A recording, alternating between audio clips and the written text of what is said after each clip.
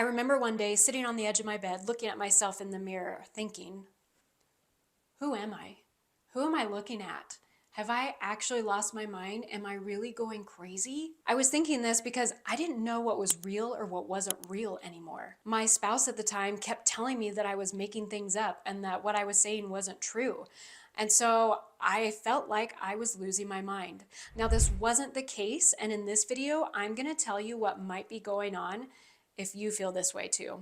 So like I mentioned, I constantly felt like I was going crazy and losing my mind. I didn't know what was true and what wasn't true, or what was real or what wasn't real. I'm a smart, educated woman. I have a master's degree in communications, and I've read plenty of research to know that sometimes your brain will play tricks on you.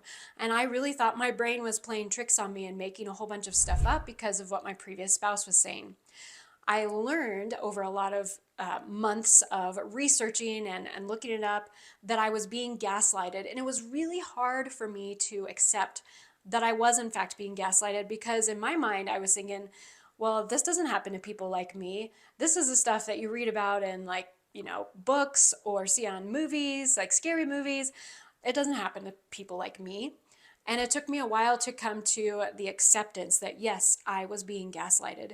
And this caused in me so many problems and so many issues. Complex PTSD was one of them, that now I'm telling my story and helping to help more people to realize if they're in this situation. So today in this video, I'm going to share with you 5 ways to tell if you're being gaslighted.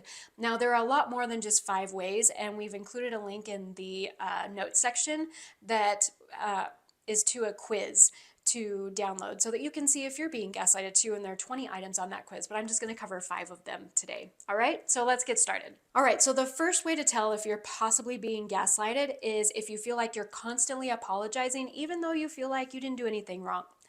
How this showed up for me in my previous experiences was my previous spouse would say, well, if you wouldn't have done X, then I wouldn't have had to do Y. And as an empath, an unhealthy empath at the time, I was more desirous to keep him happy and to keep him from getting angry with me. And so I learned that I couldn't do certain things because it would make him mad, even if those things were okay or if those things were right, because I felt like I was always wrong and that all the things I was doing was wrong. So I was always apologizing. All right, the second way to tell you're being gaslighted is that often during or after a conversation, you'll feel completely confused. So what this looked like for me was one of my previous spouses was on the debate team in high school, and he was very good at debating things and giving perfectly logical and rational reasons and explanations of why his point of view was correct. And he would talk so fast that I felt like he was talking in circles around me, and my brain just didn't have time to catch up.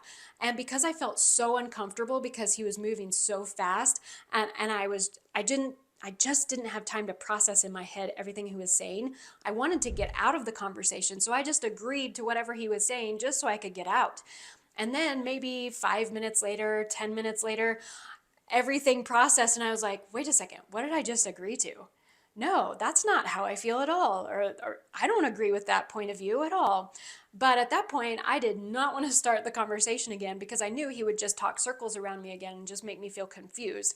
And so I didn't go back to try and finish the conversation in a way that made me feel comfortable and made me feel like I was heard and listened to, and that I had spoken my truth. Okay, the third way to see if you're being gaslighted or not is when you have conversations with them, you start to notice that they insist that their version of the story is the only right version of the story. So my previous spouses, sometimes they use things like, oh, well, my IQ is better than yours, so I remember it better, or my memory is better than yours, or I see better than you, or I hear better than you, or I'm smarter than you, or have more experience than you. And so that was the reason behind why they had a more accurate description of what actually happened. And a lot of times it made me think and wonder, well, they do have a higher IQ than I do, or their hearing is better than mine, so maybe I'm not remembering things correctly. And so I just gave in to them, even though sometimes in the pit of my stomach I had this bad feeling that I was actually right. But I just didn't have the heart to try and argue with them because they were so condescending in their tone to me and so sure that they were right that it made me doubt myself. Okay, the fourth way to tell if you're being gaslighted is the other person invalidates your feelings or says that you can't be feeling that way, or that's not okay to feel that way, or that, that's stupid. So I struggled with depression for about 9 years. And a lot of times before we would go to family events, I'd feel a lot of anxiety. And my previous spouse would say, well, why are you feeling that way? My family loves you, but they don't love you when you're in one of your moods. And so there were a couple of times that I didn't go to the family event because I knew that I couldn't plaster on a fake face and pretend to be happy because I wasn't. And there were times where I did try to fake it and go and, be friendly and happy and upbeat because from what they had told me, it was not acceptable to be depressed or to be anxious around other family members or at family gatherings. So I tried to stuff it and stuff it and stuff it. And then that created within me, a lot of built up emotion and energy because I felt like it was a bad thing to feel depressed and it was a bad thing to feel anxious. And that's not true at all. Okay, we've got one more thing to go over. And before I do though, is any of this resonating with you? Have you experienced any of this? If you have, be sure to include it in the comments below because I want to create this safe space, this safe container for people to come together and say, yeah, man, I've been through this. I know what you're talking about. So that you don't have to feel so alone, because when you're experiencing gaslighting, it can cause you to feel totally alone, like you have nobody to talk to, nobody gets you, and you just don't know what to do.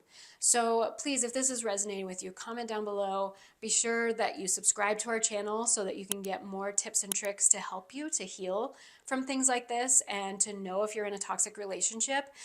Hit the subscribe button down there. And also, like I mentioned at the beginning, be sure that you download the quiz to see if you are being gaslighted. All right, you ready for the fifth one? Okay, here we go. So the fifth thing to watch for to tell if you're being gaslighted or not is they tell you that you're imagining things and that you're just making things up. And this happened one time when my kids and I had given one of my previous spouses this stuffed animal that was really cute. And we got into a fight, and while the kids and I were in our rooms just kind of cooling off and everything, he had taken a knife and stabbed the stuffed animal with a knife. Now, when I came out of the bedroom later and I saw that, I panicked because I didn't know what he was trying to tell us. I knew that gifts and giving gifts was his primary love language. And so for him to stab a knife into something we had given him, I thought was a really bad sign. And so I packed up my kids and we moved out for a couple of days until things could really calm down. We wound up coming back.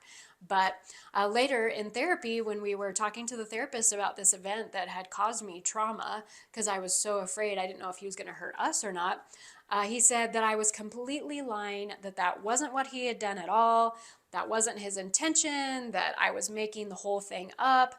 And the therapist was just trying to say, hey, we're just trying to get everybody's perspective on what happened here so that we can come to a mutual understanding and so we can see this event from everybody's perspective. But my ex-spouse was having none of that. He was like, nope, I'm not going to continue this conversation because she's lying. She's not telling the truth. And so that's what this can kind of look like. Now, again, if any of this has resonated with you, or if you're starting to say, oh my gosh, I am being gaslighted, what do I do now? How do I leave this situation? Be sure to click on the link here to check out my video about how I overcome anxiety after leaving this toxic relationship. I give some pointers and how I felt and how I was able to get away and stay away from that relationship. And you're also welcome to join our Facebook group. We'll have a link for that in the comments too, because we really want you to feel supported to be able to get into a safe space. So thank you so much for joining me on this video, and I'll see you in the next one.